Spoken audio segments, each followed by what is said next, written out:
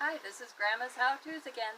It's kind of a continuation of what we were learning about preserving for the winter. Now I do plant kale for the winter since I am in Arkansas. You couldn't do this up north. I was from Wisconsin and I know that wouldn't happen. But in Arkansas you can plant this in your garden, which sometimes I do. But since I have dogs running around, I don't want them to pee on my kale. So I plant it in the whiskey barrels. You can eat it very young like this. I actually plant a lot of it for my little calves that I raise. They love kale and Swiss chard, and it's beautiful to see greenery in the wintertime. You can also bake it. You toss it around in a little olive oil, sea salt, put it on a cookie sheet, bake it on low for a few minutes, and they're kale chips, delicious. Pick it when it's small and it's not bitter.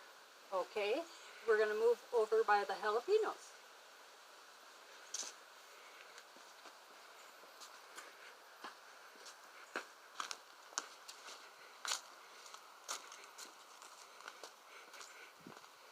I don't want my cameraman to trip. Now I do have a lot of parsley in the winter time, so that's another thing that's very good for you, and it's beautiful. And sometimes I use it in flower arrangements. Sometimes I just decorate with it. This is pampas grass. It grows in the wintertime, and I cut that down soon. I cut it right in half, actually, and then it won't die out in the middle. Now, my mums are kind of fizzled, although in the south, mums are beautiful till the first of the year. So I kind of leave them. But if you were in the northern territory, then you just cut them right down like that. And then set them on top. And that protects them for the winter. But in the south, you really don't have to even cut them down. But now I have a pretty little bouquet. Okay, what I'm trying to do here is I still have jalapenos that I'm trying to get rid of. And so that's when I make my candied jalapenos. You hear that chainsaw in the background. That's my husband building a little barn for my calves. And we'll get to that some other day. I take little orphan calves and I raise them.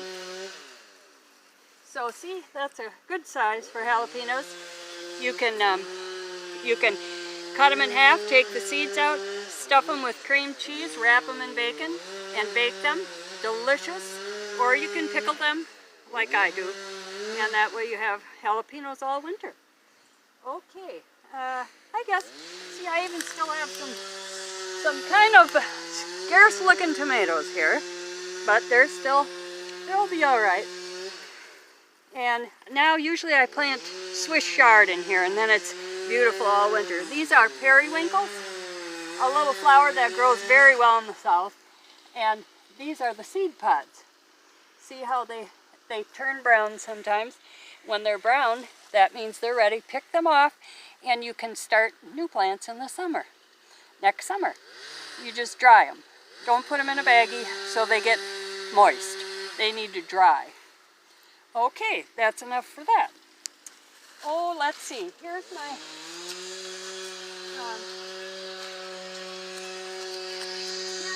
grapevines. These are the muscadine grapes. They're still, it was kind of a warm spell, so we had some that are starting over again. But now in February, I start to prune all these muscadines. You have to have different kinds of muscadines so they pollinate each other. This is a Carlos, and this is a good pollinator for Sugargate. Sugargate is a very large black muscadine, delicious. And I make juices and jellies with those. So here's a couple leftovers. Carlos are a white grape. And you have to have certain grapes to pollinate the others. Okay, let's see. We'll move to the asparagus. Asparagus is just pretty in the winter time here. It has red berries. This is a Jersey Knight. It's a very large asparagus. and it needs a very deep hole. When you buy it, it comes in a root that has legs on it like that. You dig a hole about this deep, you put that root down in the bottom of the hole, and then you start to fill it with dirt, compost. As you see it come up, you just keep filling in the hole until it's right to the top. And that way it has a very good root system.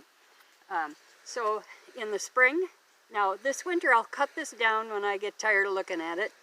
And then in the spring I'm going to have more asparagus than I'll know what to do with. All right, well, I guess I better get ready for making pies this afternoon. So I'll see you later.